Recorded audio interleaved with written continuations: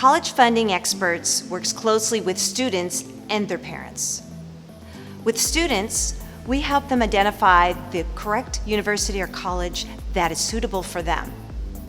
And for the parents, we find strategic financial solutions to help them pay with as little out of pocket as possible.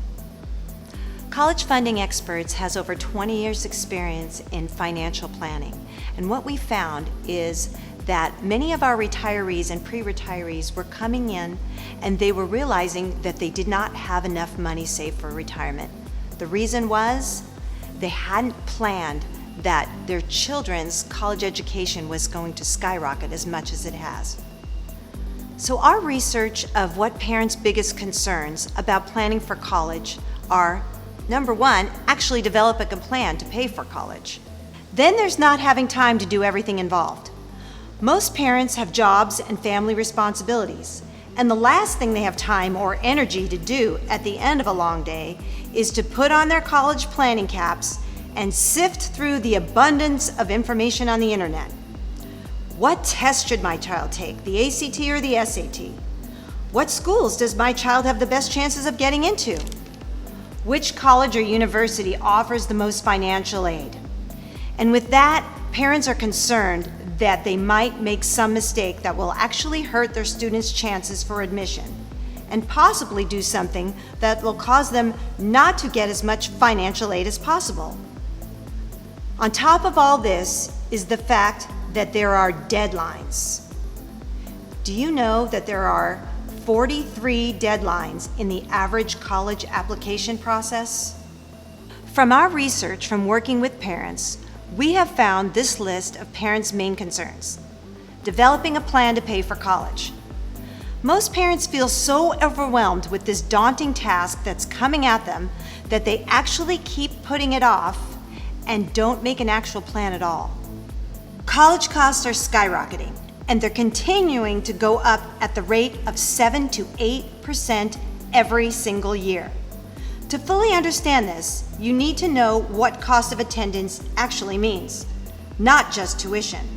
It's tuition, room and board, living expenses, books, lab fees, travel, everything but the pizza.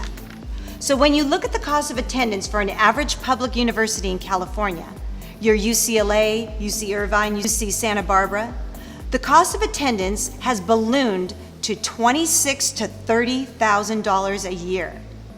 A private university like USC has a cost of attendance of $70,000 a year.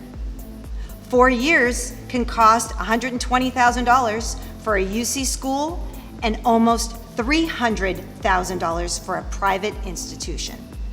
That is, if your student graduates in 4 years, because the national average for completing a bachelor's degree is not 4 years, but is actually 6 years. Don't believe me? Go to most university admissions websites and you will notice that they boast a 90-something% graduation rate. But look closely, it's a 6-year rate. So now, take that $30,000 or $70,000, multiply it by 6 years, and then multiply that by the number of children you have.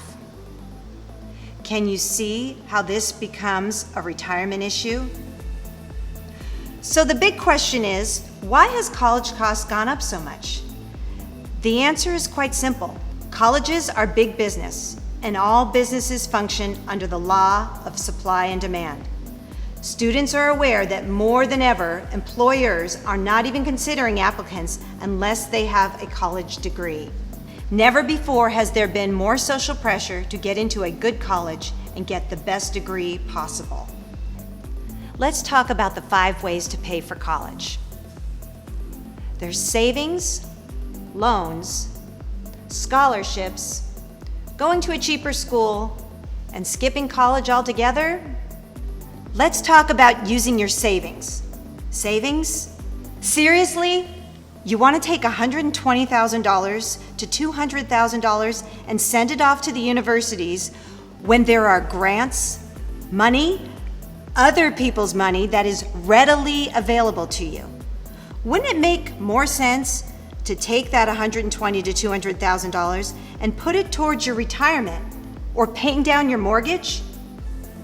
Did you realize that $10,000 in savings could cost you up to $2,500 in college grant money? Yes, it's a giant game with only one side knowing the rules. Who actually sits down to a game or a sport of any kind and does not know the rules? But that's what's been happening. Up until now, most parents have not known the rules. Then there are 529 plans. This could potentially be a huge problem and could cause you from receiving financial aid that you would otherwise receive. It's very important to know that the things that you thought could help you could actually hurt you. If you own a 529 plan, make sure you have a competent college funding advisor examine it before you apply for financial aid. Now, what about scholarships? There's lots of misconceptions regarding scholarships. But first, we must define what a scholarship is. A scholarship is granted money that does not have to be paid back, usually from a private institution, a business, nonprofit, religious institutions. These don't have to be repaid. We've all seen these scholarships, so now I ask you, of the $245 billion of financial aid that's available annually, what percentage do you think is in the form of scholarships? Got your number? 2%. Only 2%. Now, what about sports scholarships? Do you know that only 2% of high school athletes actually get a sports scholarship?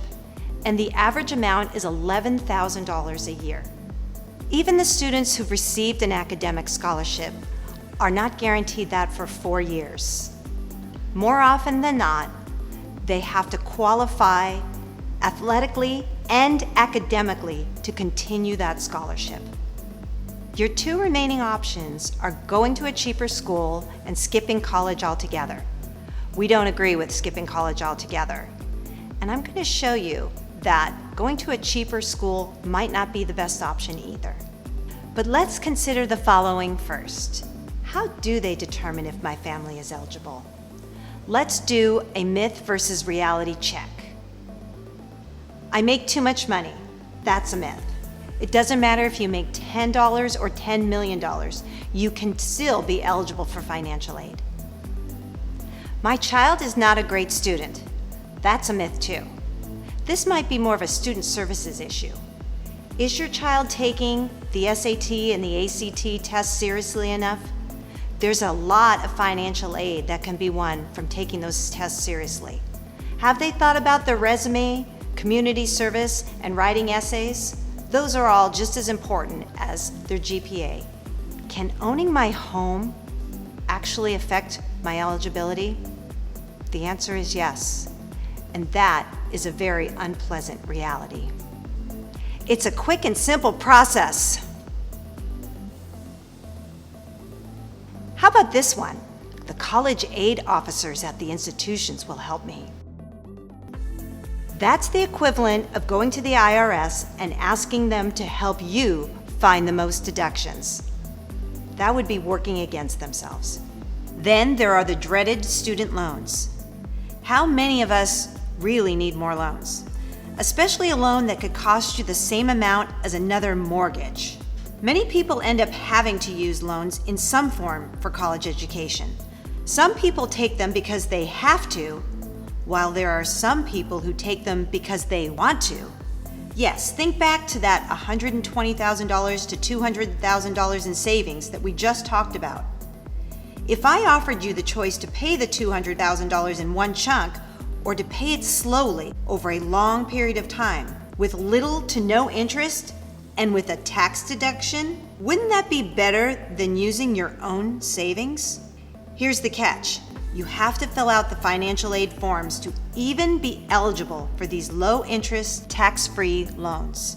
The $64,000 question, or the most important takeaway from this whole presentation, is understanding this slide. How does my family get their fair share of the $245 billion of financial aid that is available?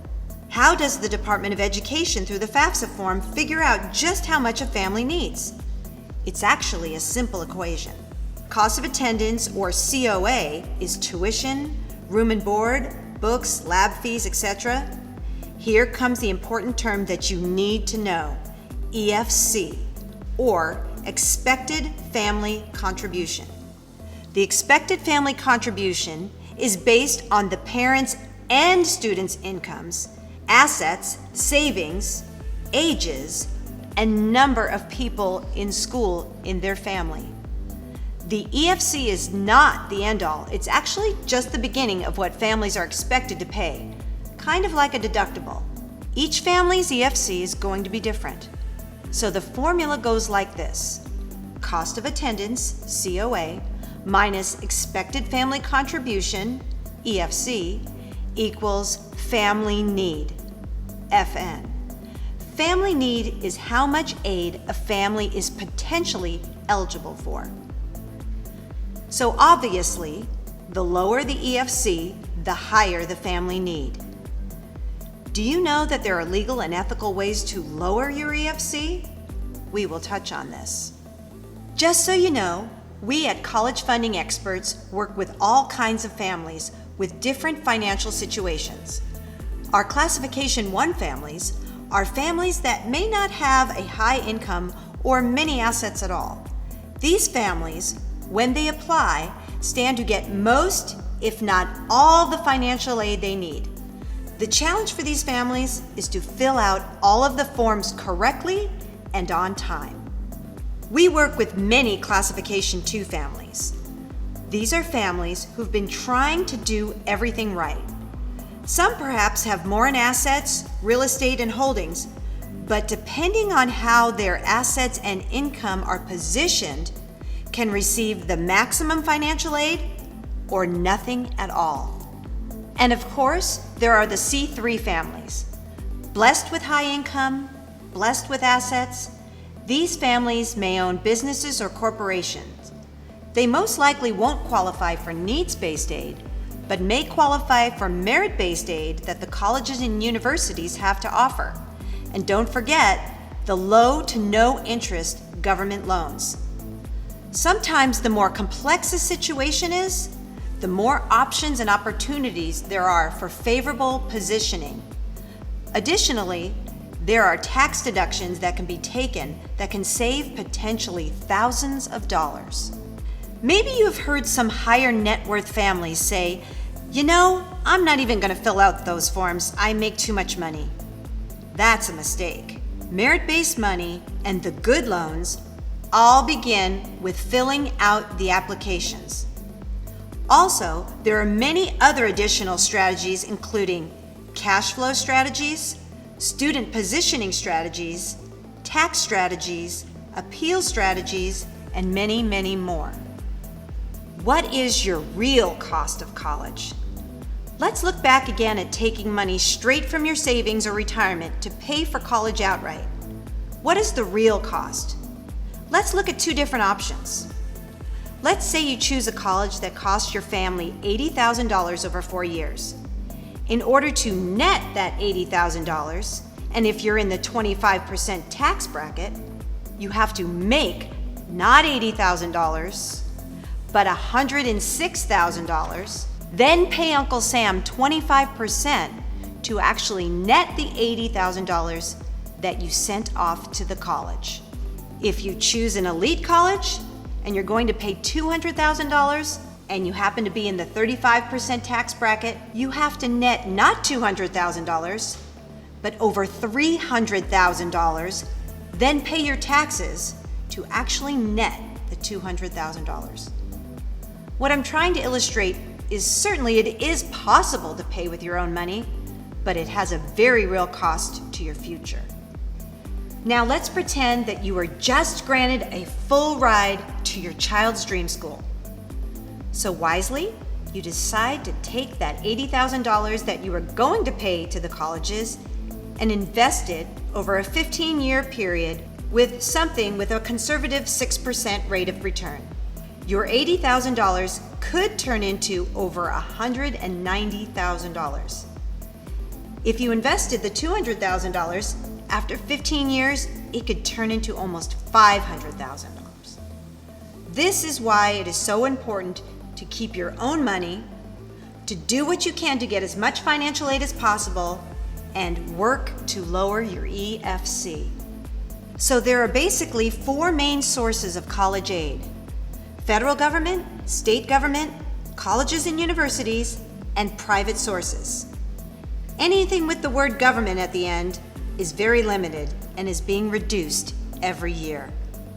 Private sources and scholarships, that's the 2% of the $245 billion that we talked about earlier. So what's left? But colleges and universities. Have you driven by a university lately? Even that not-so-cool state public university has been transformed over the last 20 years. State-of-the-art performing arts center, brand new gymnasium, several brand new parking structures, perfectly manicured lawns. Not surprising that their tuition has gone up 3,500% in the last 35 years from when mom and dad went there. So what we have to figure out is how to get more of the university's money. And it all begins with the FAFSA. FAFSA stands for Free Application for Federal Student Aid. The most important thing to know is you don't get any aid unless you apply, and it must be filled out fully and perfectly. The form has 130 questions with many opportunities for mistakes. One mistake could cost you the loss of financial aid, and sadly, you may not even realize you made a mistake. You can fill this out on your own, but is it wise? You also can do your own taxes, but is that wise? Many private schools have their own forms for you to fill out.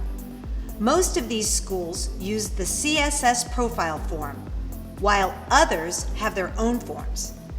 These are the forms where they ask you about how much equity you have in your home and even more details about your income. And remember, everything is verifiable.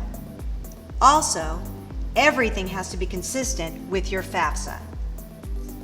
And even more forms. There are many families who own their own businesses, and with that, there are more forms and more strategies you need to know. Are you divorced or separated? There are separate forms that you must fill out and information that the colleges want to know about that situation as well. So what percentage of need is met by the colleges? The next few slides are very important and relate way back to our option number 4, going to a cheaper school versus going to a private school. Some schools meet 100% of family need. Remember our equation? Cost of attendance minus expected family contribution equals family need, while other schools meet only 30 to 50% of family need. So the question becomes, what percentage of gift aid does the college that your child is interested in give? Wouldn't it be great to know this before applying? Let's look at a real example. This chart compares the aid one family would receive from an expensive private school, Northwestern University, and the gift aid from a cheaper public school, Cal State University, Northridge. The Jones family, because of the way they positioned their assets, had a fairly low EFC of $7,800. Northwestern University is a number 10 ranked public school in the country and has a cost of attendance 3 times higher than Cal State University, Northridge. The family's EFC, which is like the deductible, stays the same in both circumstances. When you subtract the EFC from the COA of the 2 schools, Northwestern's family need is a lot higher, $37,000, versus Cal State Northridge's $8,600. But this is when it gets exciting. Because in this case, in this family situation, Northwestern gave 100% of family need. So the total cost for the family was just the EFC of $7,800. And since CSUN only met 55% of family need, there was almost a $4,000 shortfall that gets added to the family's EFC, which raises the total cost to almost $12,000, thus making a cheaper state school more expensive than going to the private school. So, not only is it important to know currently what kind of financial aid your family will get, but it is most important to know if there's anything you can do with your assets and income in order to increase the gift aid. So, how do you get colleges to increase their award offers? Well, first you need to know that it's not uncommon for schools to miss award packages, under award packages, and compete with other colleges. So, you may be thinking, well, we can avoid all the headaches and large sticker prices and just do junior college for the first 2 years. Well, let's look at the pros and cons of community college. The pros are obvious, but let's look at the negatives about choosing the junior college route that many people may not think about. Limited curriculum is offered. The workload is often lighter and less intense than at a university. There is a larger number of less serious students. Then there's the lack of campus life versus all of the fun and social activities available at a four-year college. Here's one that many don't think of, especially if they transfer to a private institution. May not offer 100% course credit transfers. There have been cases where some students have transferred into a private university with an AA from their community college and are told after admittance that because the university has their own requirements, they will be unable to finish their bachelor's degree in 2 years and will have to pay for and complete an additional year. And finally, recent statistics show that only 1 in 3 students actually transfer to a 4-year university. So what are your options?